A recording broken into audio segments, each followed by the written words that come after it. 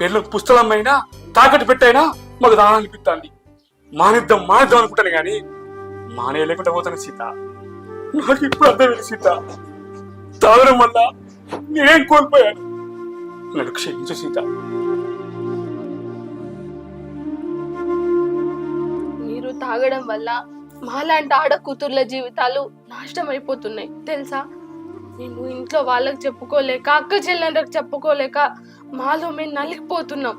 సీత నన్ను క్షమించు. ఇక నుంచి మందు జోలికే పోను. తాగితే నీ మీద ఒట్టు.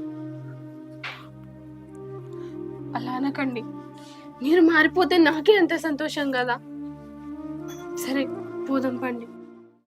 Hi friends, welcome to Mendes book village. మా వీడియోస్ కనుక మీకు నచ్చినట్లయితే లైక్ చేయండి, షేర్ చేయండి, కామెంట్ చేయండి. మరిన్ని వీడియోస్ కోసం మా ఛానల్ ని సబ్స్క్రైబ్ చేయండి. పక్క పొండి గట్టి ఉంటుంది, గట్టి కొట్టుంది.